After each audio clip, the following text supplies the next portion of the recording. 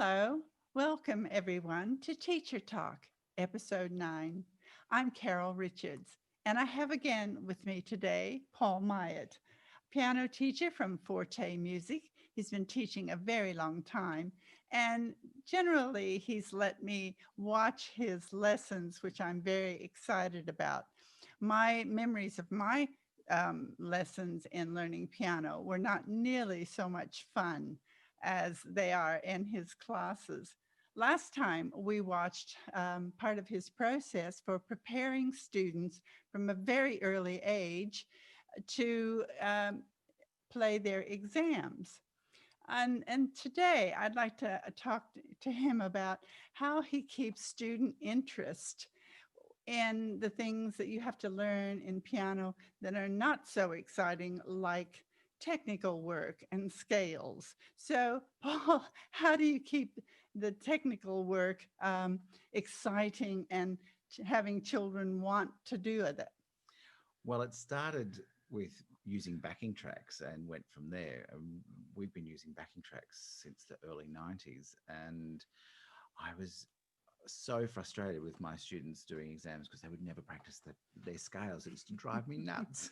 And so I created all these backing tracks for the scales that they were doing for their exams. And uh, they started to enjoy playing them. In fact, one girl I remember doing a grade 4 exam, she said, "Mr. Paul, you've got all these fantastic bits of music, and then you put scales to them." And so they really make such a difference to how they play them, but also how they understand music, and that because hearing the accompaniment, it keeps them in time. It makes it a much more musical experience for them to have. So yeah, it's really, it makes a huge difference. It's so interesting, really, this idea of backing tracks, because when I was lecturing at Newcastle University back in the 80s, the students used to go out on practicum and they'd have to deal with a class of recorders. And naturally, students would learn three notes, G, A, B, and just play the most awful, boring songs. But of course, you have to get the notes under your fingers, don't you? And you Mm. have to get the technical work right. But I used to say to the students, add an accompaniment, get on the piano, do something rocky and make it interesting and exciting. But my students were AMEB students. They wanted the music. And I said, improvise. There's three notes, for heaven's sakes. So I actually asked them to make backing tracks, but and they thought that was okay, but it was a lot of work, so they kind of let it go. So I'm so excited to hear about your backing tracks and your scales. Have you got something you can show us? I do. Oh, good.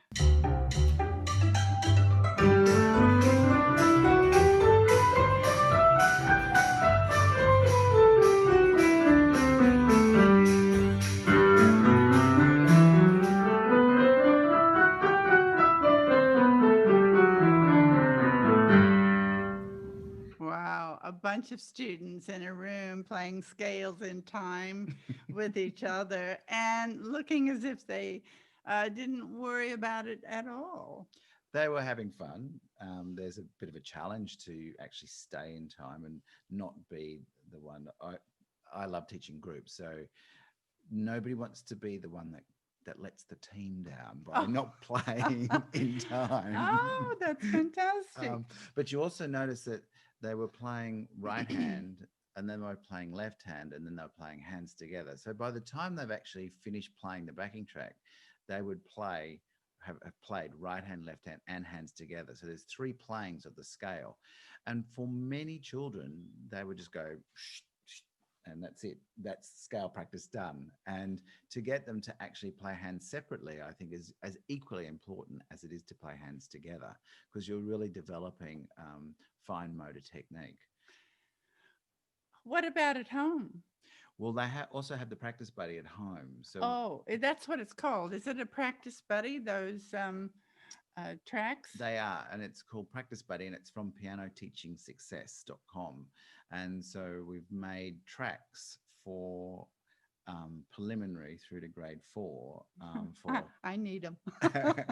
for AMEB, ABRSM, ANSCA, Trinity College, Royal Conservatory. Yeah, one of my friends in America is teaches the Royal Conservatory program, which is the Canadian system, Hmm. and she's just started using it. And maybe I can share with you what she thinks of it. Oh, that'd be a good idea.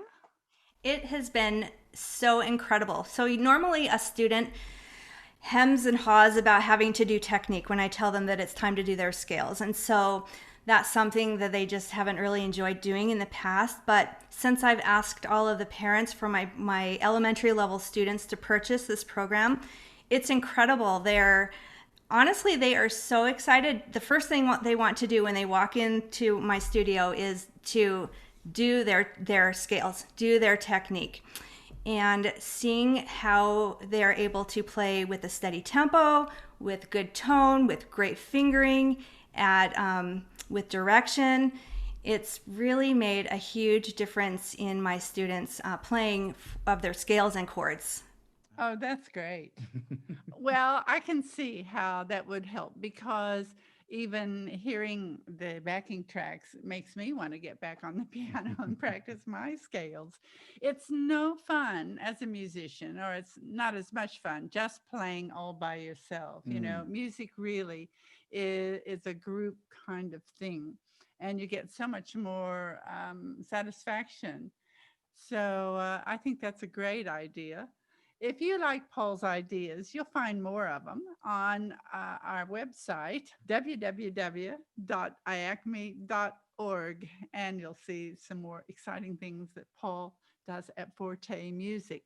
The sorts of things that you could do, even if you have recorder classes, get the kids to sing the song, clap the song, move around the room singing, clapping, solfying, and then grab the recorders and try the fingerings and add a nice backing track, and Bob's your uncle.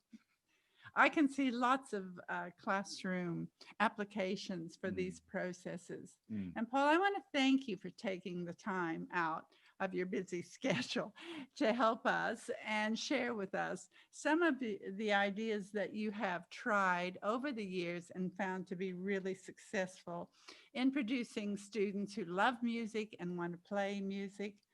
It's fabulous. That's Thanks, music teacher dream. Carol. And thank you, everyone, for coming to Teacher Talk. And hopefully, we'll see you next week.